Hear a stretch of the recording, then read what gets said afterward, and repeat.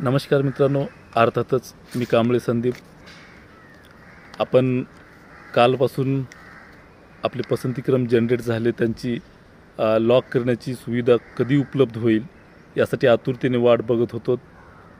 मला माहिती आहे आत्तासुद्धा आपण त्याच गोष्टीची कल्पना करत असणार. तर नक्कीच ती आता लॉक करण्याची प्रोसेस जी आहे, तो टॅब जो आहे दुपारी 2 वाजल्यापासून आपल्यासाठी कार्यरत होणार आहे, उपलब्ध झालेला आहे. तर मग हे लॉक करण्याच्या अगोदर काही सर्वसाधारण सूचना खूप महत्त्वाच्या आहेत, ज्या आज आपल्या बुलेटिनच्या माध्यमातून देण्यात आलेल्या आहे. ज्या मुलांचे काही प्रॉब्लेम्स आहेत ते प्रॉब्लेम्स आपण मेलच्या माध्यमातून येजू पवित्र 2022 या माध्यमातून आपण त्यांना प्रतिक्रिया देत आहेत किंवा आपले रिप्लायज त्यांना समस्या त्या ठिकाणी मांडत आहोत. मात्र त्यांच्याकडनं जे काही रिप्लाय आहे ते आपल्याला मात्र जे बुलेटिन चालू केलेलं आहे त्या माध्यमातून आपल्याला येत आहे, जे आजच्या नोटिफिकेशनमध्ये त्यांनी सांगितलेलं आहे. त्याचबरोबर जेव्हा आपण आपले पसंतीक्रम लॉक करणार आहात तेव्हा मात्र गडबड करायची नाही. काही मी पसंतीक्रम लॉक करण्याच्या अगोदर काही काळजी घ्यायची आहे, त्या अनुषंगाने मी तुम्हाला या ठिकाणी सांगणार आहे. कदाचित हा व्हिडिओ बराच मोठा असू शकतो, त्यामुळं लॉक करण्याच्या अगोदर सगळ्यांनी एकदा हा व्हिडिओ नक्की बघावा आणि सगळ्या सूचनाचं पालन या ठिकाणी नक्की करावं. लॉक करण्याच्या अगोदर पुन्हा तुम्हाला काही तुमच्या पात्रतेनुसार जे आत्तापर्यंत कार्यवाही होत होती की काही तुमची पात्रता असताना तुम्हाला पसंतीक्रम जनरेट झाले नव्हते, मात्र तुम्ही पूर्वी पसंतीक्रम रफच्या माध्यमातून जनरेट केलेला होता, अशा मुलांना आता लॉक करण्याच्या अगोदर लॉक करताना अलर्ट एक मॅसेज नोटिफिकेशन येणार आहे. ते नोटिफिकेशन आल्याच्यानंतर तुमचे ते पसंतीक्रम पुन्हा एकदा जनरेट करायचे आहेत आणि तुम्ही पात्र असाल तर ते जनरेट करण्यासाठी तुम्हाला अलर्ट मॅसेज येईल, नोटिफिकेशन येईल. ते आल्याच्यानंतर ते तुम्ही पुन्हा पसंतीक्रम जनरेट करायचे आहेत. आणि काही मुलांना जे वयामुळे 9 ते 12ची त्यांना पसंतीक्रम आले नव्हते, त्यांना मात्र आता पसंतीक्रम येणार आहेत. अशा मुलांनी आपले पसंतीक्रम पुन्हा एकदा जनरेट करायचे आहेत. पूर्वीचे जे काही पसंतीक्रम होते ते डिलीट मारून जनरेट करायचे आहेत. त्याचबरोबर दुपारी 2 वाजल्यापासून ही प्रक्रिया सुरू झालेली आहे.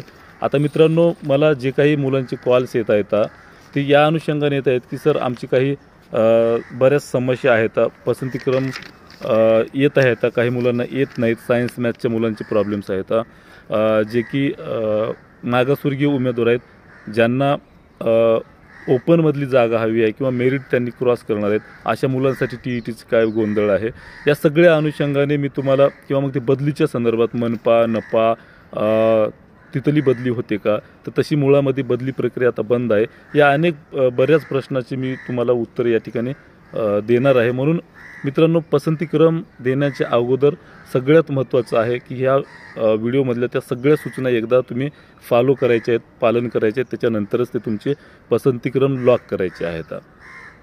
तर सगळ्यात अगोदर मित्रांनो, सायन्स मॅथसाठी गणित विषयाला धरून गणित संख्याशास्त्र या संदर्भामध्ये आपण पदवीला जर विषय शिकला असाल तर नक्कीच गणिताच्या ते आलेल्या तुमच्या सगळे पसंतीक्रम त्या ठिकाणी तुम्ही ॲप्लिकेबल आहात ते द्यायचं आहे. सोबतच विज्ञानमध्ये तुम्ही भौतिकशास्त्र, रसायनशास्त्र, ज्याला आपण केमिस्ट्री म्हणू, झुलॉजी म्हणू, बॉटनी म्हणू, किंवा मग त्याला आपण प्राणीशास्त्र, जीवशास्त्र, वनस्पतीशास्त्र, असे ज्या उमेदवारांनी पदवीला विषय शिकलेले आहेत त्यांना ते पसंतीक्रम आले तर अशा मुलांनी त्या ठिकाणी पसंतीक्रम द्यायचा आहे 6 ते 8साठी. आणि त्याच्यावरी जर हे पदवीला शिकला असेल तर, आणि त्याच्यावरी जर स्पेशल असेल तुमचं 12साठी, 9 ते 12साठी, तर त्याच्यामध्ये स्पेशल एज्युकेशन तुमचं PG पाहिजे. त्या ठिकाणी तुम्ही उच्च पदासाठी उच्च पात्रतेनुसार तुम्ही पात्र असाल.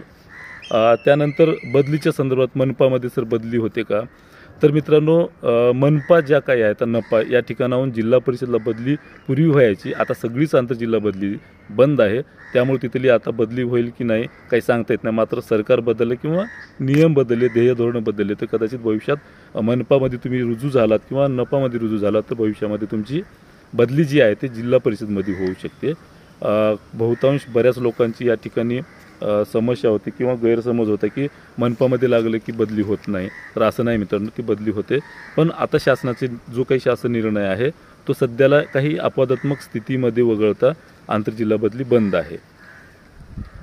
जसं की पती पत्नी एकीकरण बंद आहे, आरोग्याच्या जर काही प्रॉब्लेम्स असतील एक्सेप्शन केसमध्ये तर त्यांच्या बदल्या नक्की होतील, पण ते विशेष परवानगीसह होतील, अशी व्यवस्था आहे.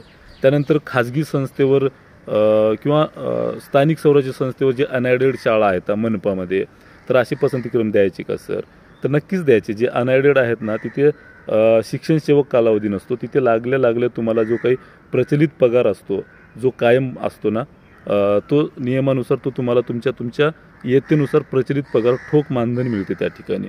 त्यामुळं मनपाच्या जर अनएडेड संस्था असतील तर त्या नक्की तुम्ही पसंतीक्रम लॉक करायचे आहेत देताना.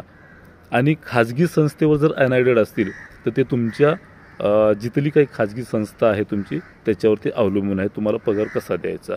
मात्र तिथं शिक्षण सेवक कालावधी असेल, मात्र मनपा किंवा स्थानिक स्वराज्य संस्थाच्या अनएडेडवर शिक्षण सेवक कालावधी नसेल मित्रांनो. बहुतांश मला वाटतं सकाळी पण ही गोष्ट मी क्लिअर केली, तरी आज मला जास्तीत जास्त तेच कॉल्स येत आहेत. त्यासोबतच निवडच्या संदर्भामध्ये मी वारंवार सांगितलं की तुमची प्राधान्यक्रम देण्याचा क्रम हा कसा असला पाहिजे, वरून खाली असला पाहिजे. या संदर्भात मी बरेच कॉल येत आहेत की तुम्ही जर पात्रता तुमची उच्चतम असेल, 12वीपर्यंत तुम्ही पात्र असाल, तर तुमचं प्राधान्यक्रम हे सुरुवातीला कसा असावा? तर तुमचा प्राधान्यक्रम हा 12पासून तर खाली असावा, 9 ते 12चा असावा किंवा तिथून खाली येणारा असावा. जर तुम्ही 1 ते 12पर्यंत पात्र असाल तर 9 ते 12पासून म्हणजे 12पासून खाली उतरत्या क्रमानं प्राधान्यक्रम देत यावं तुम्ही. याच्यासोबतच अजून जोडून काही प्रश्न येतात.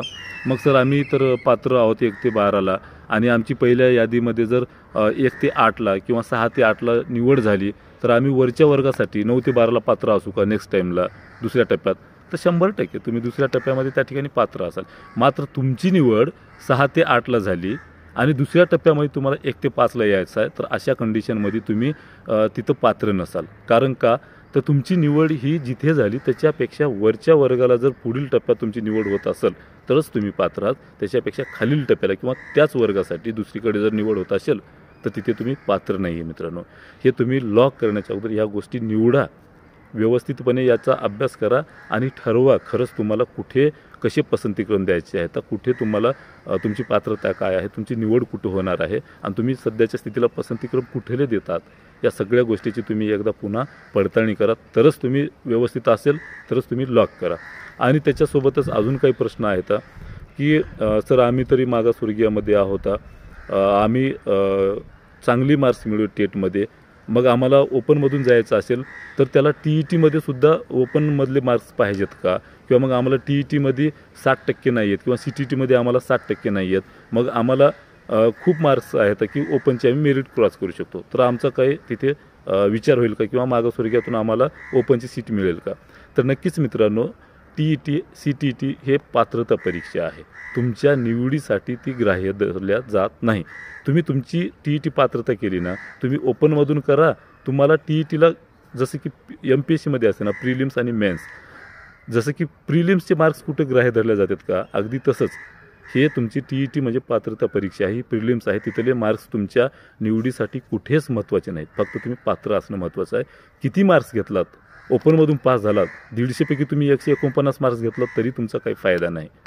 आणि तुम्ही 180 मार्क्स घेऊन टेटमध्ये एकदा जर तुम्ही 1 ते 12ला पात्र असाल आणि एकदा जर तुम्ही 6 ते 8ला निवड झाली आणि तुम्हाला पुन्हा जर 1 ते 5ला यायचं असेल तर 180 मार्क्स असून सुद्धा तुम्हाला खाली येता येत नाही.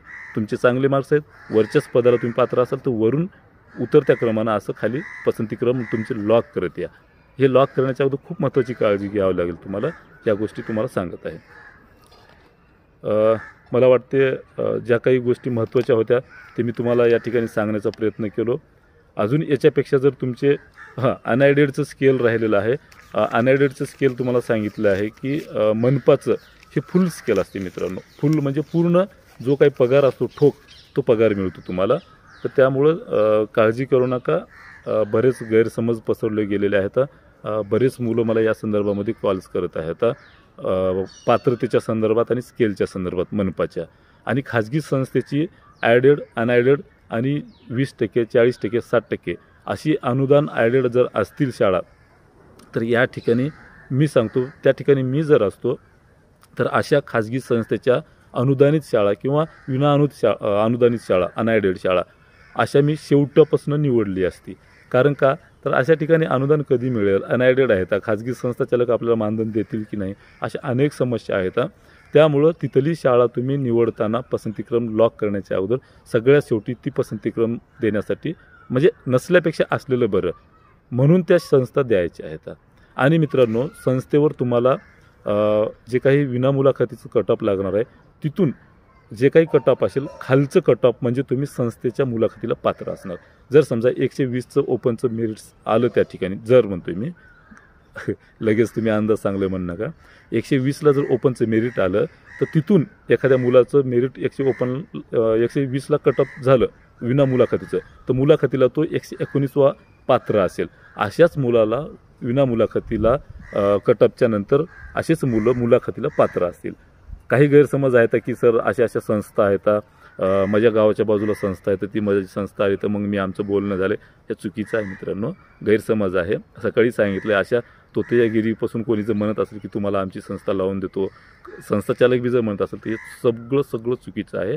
कारण तुमची निवड ही पवित्र पोर्टलच्या गुणानुसारच होणार आहे आणि तुम्ही त्या खाजगी संस्थेला सुद्धा पात्र जे होणार आहात ना त्या गुणानुसारच होणार आहात.